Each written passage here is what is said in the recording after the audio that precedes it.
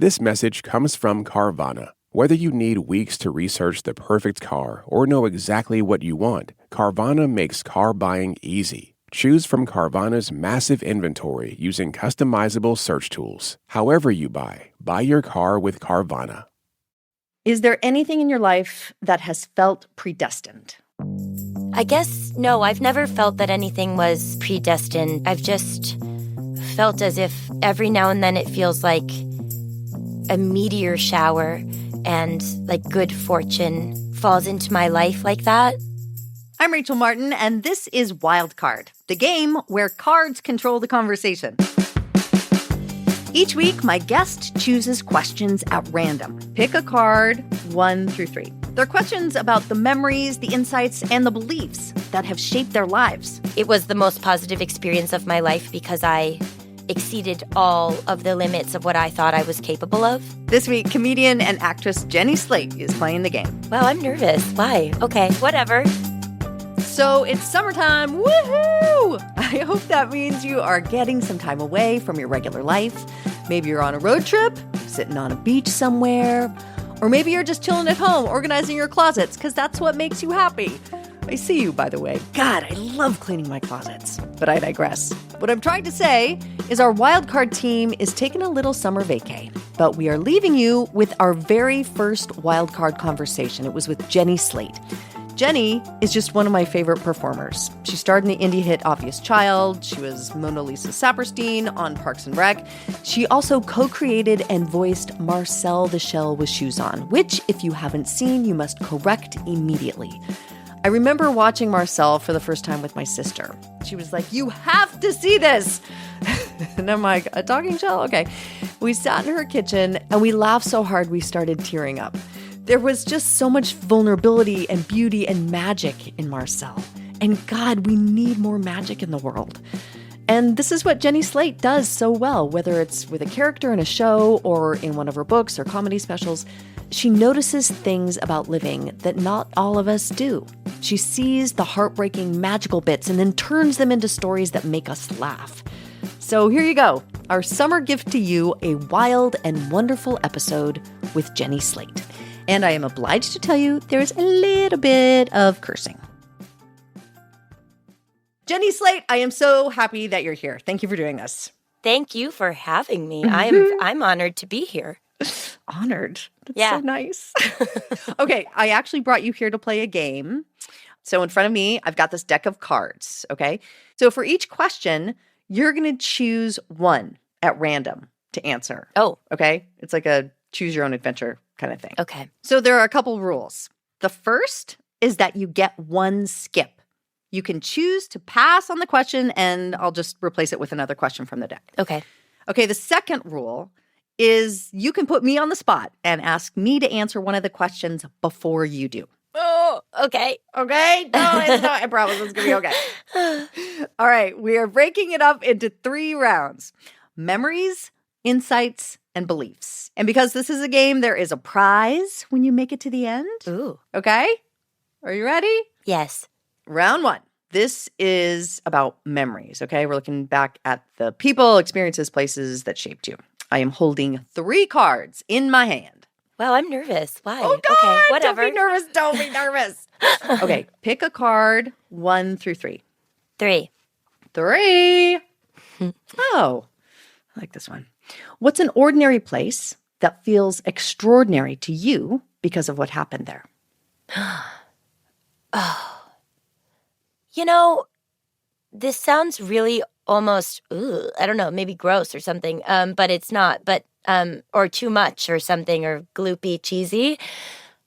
But I really feel that way about our bedroom in Massachusetts, and not because I'm like, you won't believe what went down in here, but that I my husband is someone who I met as a stranger, and I really felt that I would not see him again.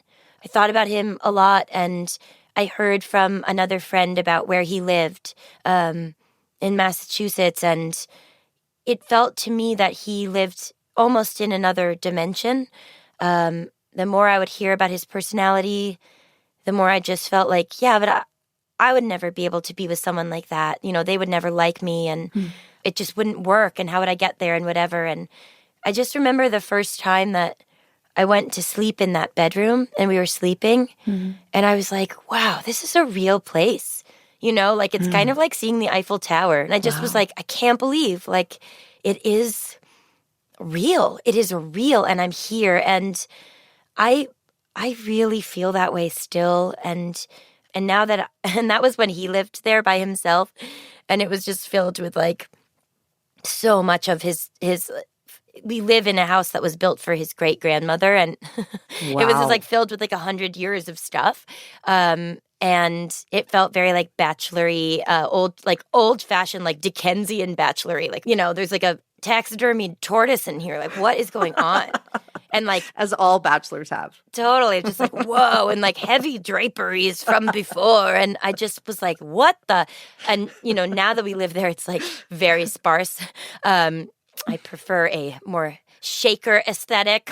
Like I just want one picture. I just like wanted one old picture on one old cupboard and like one old rug and one bed and nothing. I just don't want any stuff. No, I don't want any appliances. We can have a lamp, but like, but when I'm in there, I'm like, I cannot believe this. I can't believe this happened. You had been married before, you were divorced. Did something have to change in you to make this relationship work? Or it was just like timing and you see him, he was just extraordinary and he just met you at the right time? I think it's all of those. Like, my experience is that, unfortunately, you don't usually get to work on one issue at once. And I think of it a lot as like at the beginning of our relationship, like I met him and then a year later we started to date, and I couldn't stop the timing of falling in love with him, and it was right for both of us to fall in love. And that was totally right on. But while walking down that path, I was very aware that I was injured. And it was like learning to trust was not just learning to trust like the big things. I hope this person won't lie to me. I hope that they won't tell me they're having one experience while having another. I hope they won't secretly resent me for the things that they first thought were attractive about me. Like, I think as a person who is a performer and you want to kind of shine your power out, that can be really attractive to people. And then all of a sudden they can get angry about it, that it's not just for them. And I had to understand that the big things I could trust him for, but that the things that really play on my self-worth, like, will this person still stay with me if I need soothing and I am what appears to be almost irrationally afraid because of the damage or the injuries that I, have already happened to me. And yeah, like I want to walk down this road with you, but will you be with me if I limp? And will you carry me if I just am like too tired? Or will you accept me for the state that I'm in if I promise that I really am working to heal and go forward? And he said yes to all those things, presumably. Jeez, seems like he did. I don't know. Yeah, no, he did. He did. And I said yes to them for him too. Right. I'm not just the a living disaster, and he's perfect. I mean, I think he's perfect, but we had both bad have our taste things. in bedrooms and Totally, clutter. yeah, that turtle in there.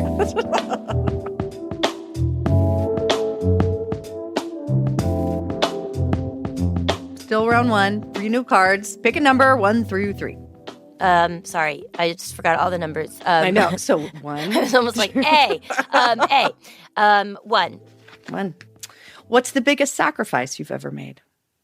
Ooh, you go first. Aren't I allowed to make you do that? You are. Okay. And truly, I actually have not thought of answers to all these questions, which maybe in retrospect I should have, but I really haven't. So what have I sacrificed? I mean, My sleep. This is the easy one. I have sacrificed my sleep for my job. I did for many years. I did this job. I hosted Morning Edition. I had to get up at 3 a.m. And I just am a bad sleeper. And I also had very young children. And that was a sacrifice.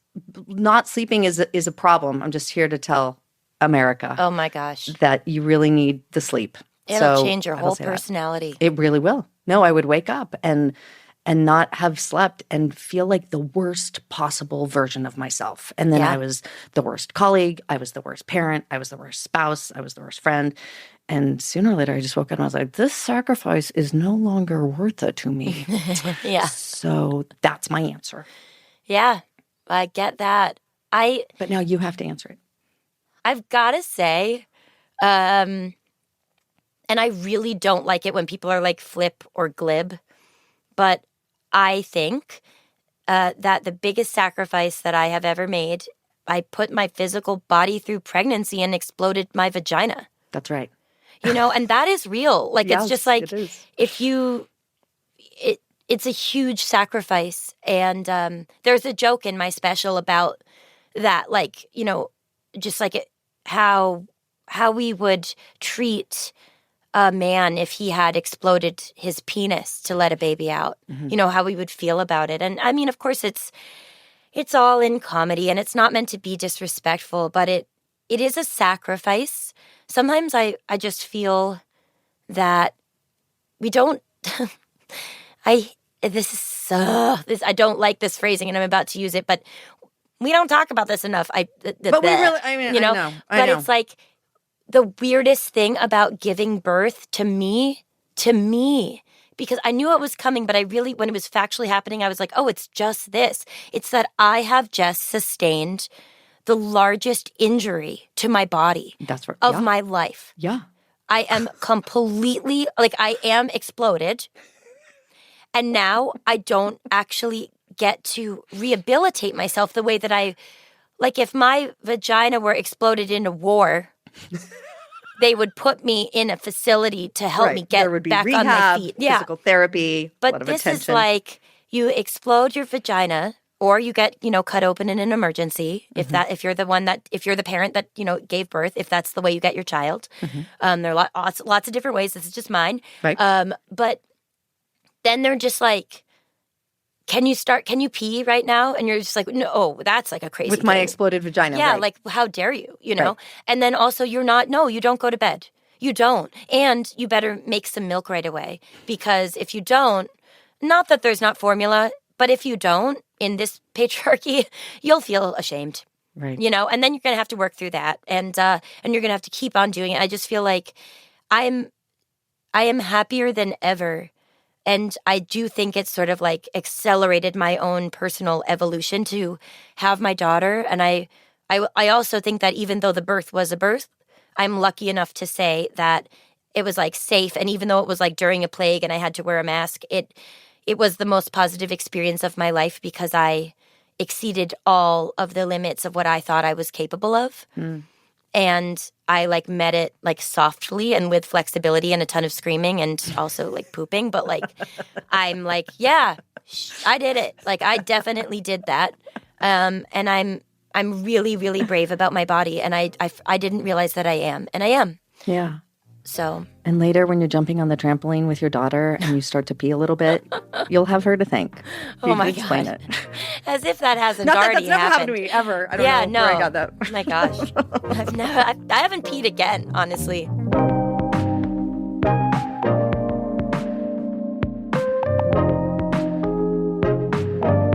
We're going to pause for a quick break. More with Jenny Slate after this. If you like the Wildcard podcast, and I really hope you do, you should try out NPR Plus. With NPR Plus, you'll get to listen to our show sponsor-free. You'll also get access to our bonus episodes and other perks across more than 20 of NPR's most popular podcasts. Give a little, get a lot in return. Visit plus.npr.org. As Election Day approaches, NPR's Consider This podcast is zooming in on 6 states that could determine who wins the White House.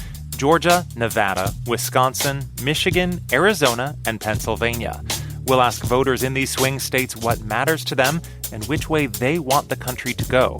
Follow along with new episodes this week on the Consider This podcast from NPR.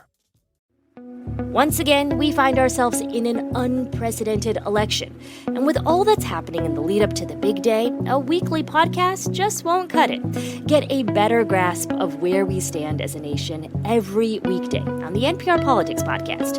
Here, our seasoned reporters dig into the issues that are shaping voters' decisions and understand how the latest updates play into the bigger picture. The NPR Politics Podcast. Listen on Spotify. Truth, independence, fairness, transparency, respect, excellence. This is NPR.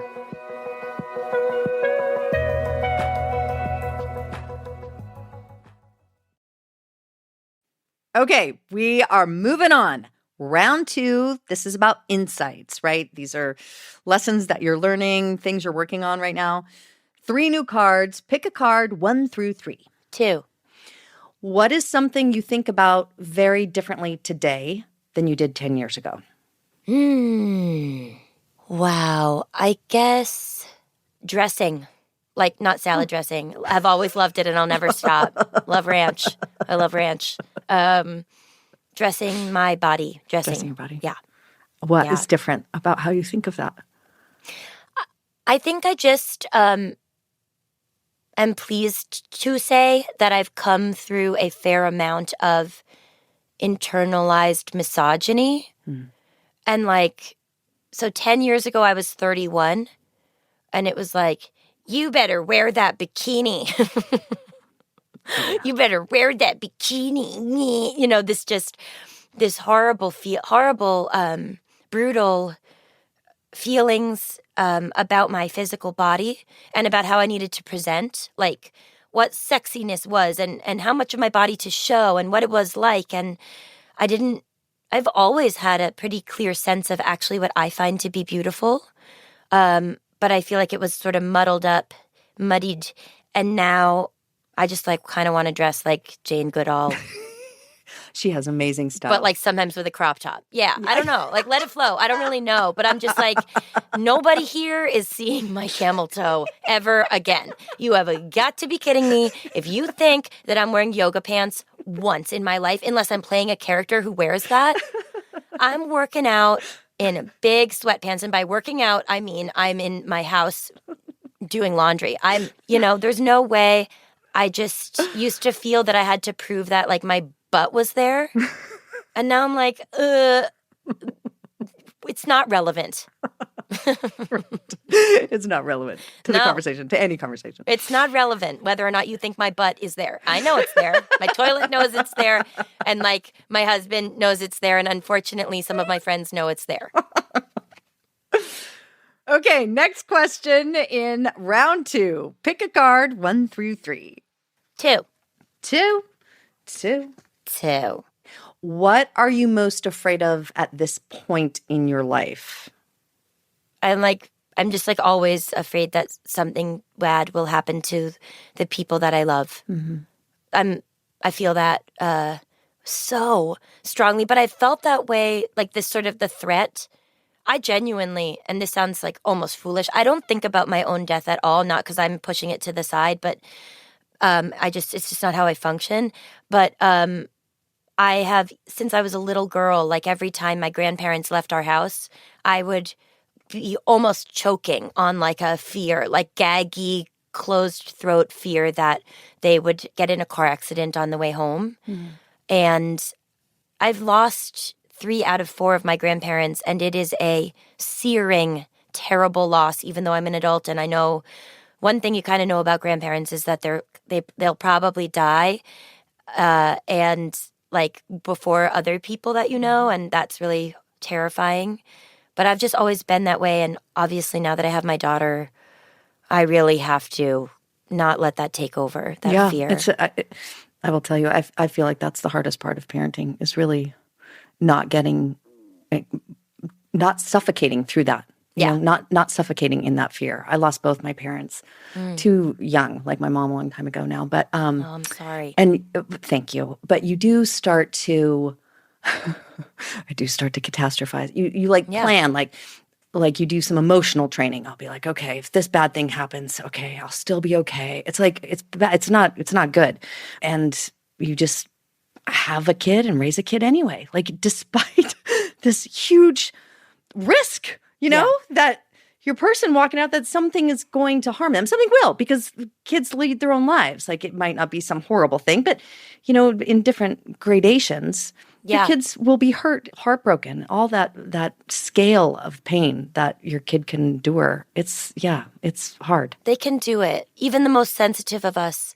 But I will say, you know, the other way to configure it is like if you're catastrophizing and you're like, oh God, like, you know, my teen child is going on their first co-ed ski trip or something, and like everything about that is scary. Co-ed and skiing and like snow and, you know, ice. Sports in general, why would we do them? Cars, I don't get there's it. going to be a car that has to get you there, and like totally. something happen. Yeah. Like they're going to eat solid foods. Not everything is liquid. What if something gets lodged? You know, a million things.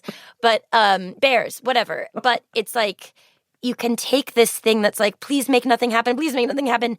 And you can weirdly turn it inside out, and it expands into infinity with this one phrase where you're just like, I really wish everyone well. Like, I really hope everybody is okay. I really, really wish everyone well. I know it's like so hard to do, especially with the people that you don't, that you're like, you're ruining our world. You're ruining the environment. You're bad. You're hurting people.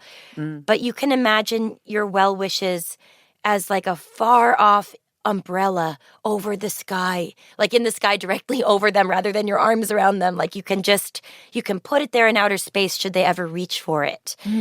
It feels better for me that way. That's beautiful. You know what I mean? Than to just be like, bad, bad, bad, danger, danger, danger. It's just it all. You hold it all under the water in the dark.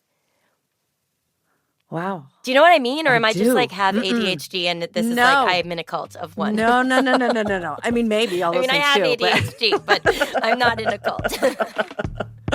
No, I think that's beautiful. After the break, we return for the final round with Jenny Slate. It can also make me be like a terminal optimist in the worst way, like almost a fool. Right after this. Hey, it's Mike and Ian. We're the hosts of How to Do Everything from the team at Wait, Wait, Don't Tell Me. Every week, we take your questions and find someone much smarter than us to answer them. Questions like, how do I safely jump out of a moving vehicle? How do I dangerously jump out of a moving vehicle? We can't help you, but we will find someone who can. Listen to the How to Do Everything podcast from NPR. Arizona is a swing state with a booming Latino population. Joe Biden flipped it blue once. Could Kamala Harris do it again? NPR's Consider This podcast is talking to Arizona voters all week. We have to go recruit our compadres, our comadres, our neighbors. How do issues like immigration and abortion play in the Grand Canyon state? Listen this week on NPR's Consider This podcast. 1 year ago, the event that changed a region. Heavily armed Palestinian militants in Gaza flew across the border. The October 7th Hamas attacks on Israel. Israeli ground troops have entered northern Gaza. How the war unfolded and where it could be headed. Pagers carried by Hezbollah members began exploding in cars. Listen to a special episode of the podcast State of the World from NPR. Welcome back to Wild Card. Okay, we are not done. Good. Thank God. This is round 3. It's about beliefs, and this is our final round. So pick a card 1 through 3. 1 again. I like the ones. Oh, I'm so glad this one came up. Is there anything in your life that has felt predestined? I'm not sure. I don't really connect to the concept of destiny. I mean, and because I met my husband through, like I met him through friends, but he's really a random person. Sometimes I get scared and I say to him, like, what if we hadn't met each other? What are the chances? And he always goes 100%. And I like that. And I don't know about the like soulmate thing, but I know, and it sounds so cheesy, But I do feel like I'm like, oh, he is my spiritual match. And I guess I believe in a spiritual eventuality, which you could call destiny, but that it's like a point. It's like a point on the globe, let's say. Like it's like a point in your life cycle, a fixed point, but it doesn't mean that you'll get there. Like you still have to still do things to get there. It's an option. It's not the option, but it's probably the best one that you could get to, but it doesn't mean you'll get there. But I guess, no, I've never felt that anything was predestined. I've just felt as if every now and then it feels like there's kind of like a meteor shower and like good fortune falls into my life like that. But that doesn't feel like it just feels like it's random. Yeah. But have you always been good about appreciating the meteor shower, or has that come later in life for you? I think I actually have been. And I think that's because my mother, who I love dearly, will not be surprised to hear me say that I think sometimes her vernacular can be rather negative.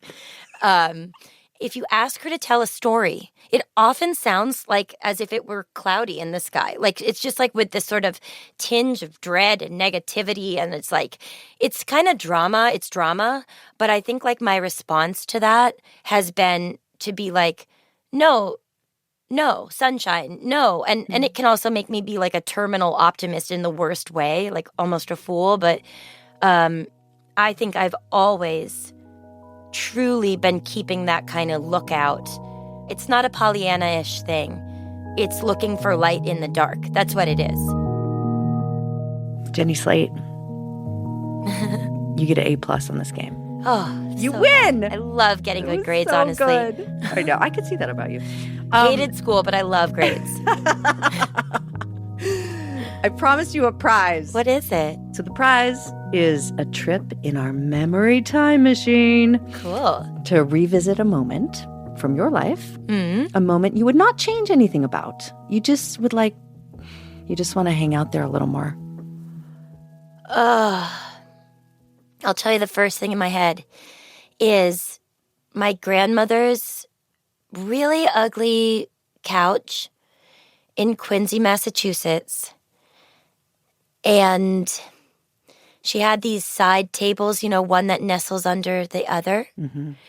And she would have those paper towels like that are so soft and thick, like not the environmentally good ones that we use now. The other ones.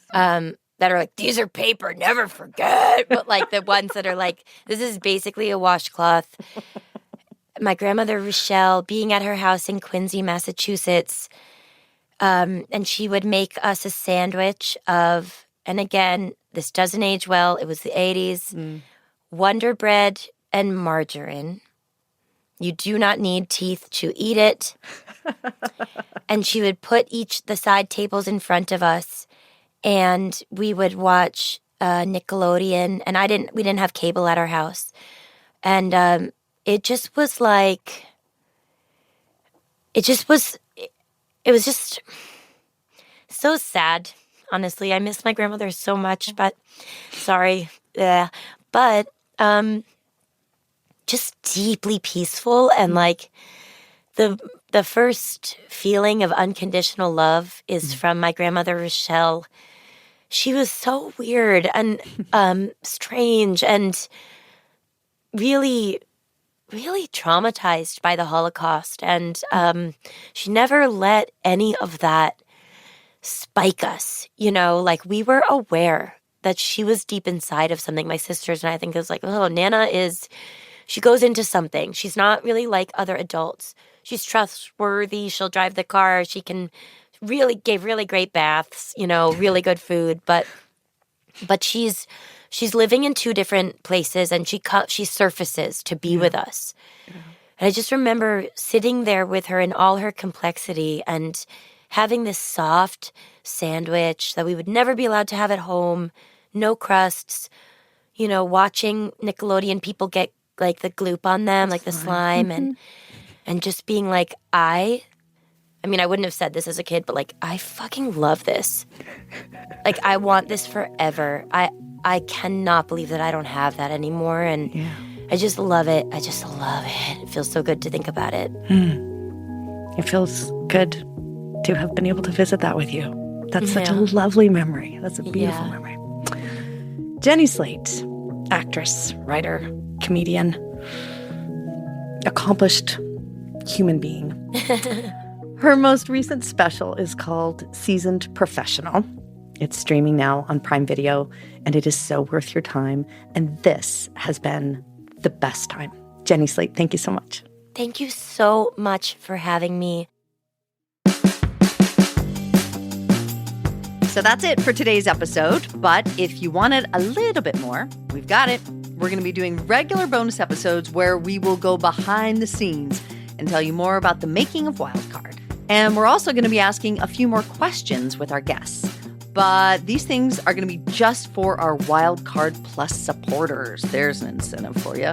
Wildcard Plus is a way to support our work here in public radio, and you get perks like sponsor-free listening and bonus episodes. So please check it out. I think you're going to dig it. You can go to plus.npr.org/wildcard. Today's episode was produced by Lee Hale and edited by Dave Blanchard with help from Lauren Gonzalez and Brent Bachman. Wildcard's executive producer is Beth Donovan. It was fact-checked by Sarah Knight. Mastering by Gilly Moon. Our theme music is by Ramteen Arablui. And in case you want to reach out to us, our email is wildcard@npr.org. We'd love to hear what you think of the show. We're going to shuffle the deck and be back with more next week. See you then.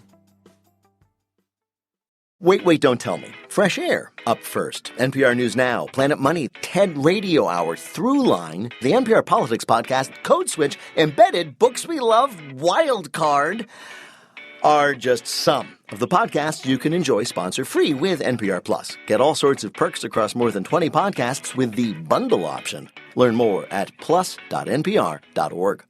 Hey there, it's Ian and Mike, and on the How to Do Everything podcast from the team at Wait, Don't Tell Me, we will answer any question you have, no matter how ridiculous. Like maybe you want to get a haircut in space, and you're not sure how. Astronaut Frank Rubio has had a haircut in space. We plan for everything, right? And so it's not a pretty haircut for sure, but it's functional. Listen to the How to Do Everything podcast from NPR.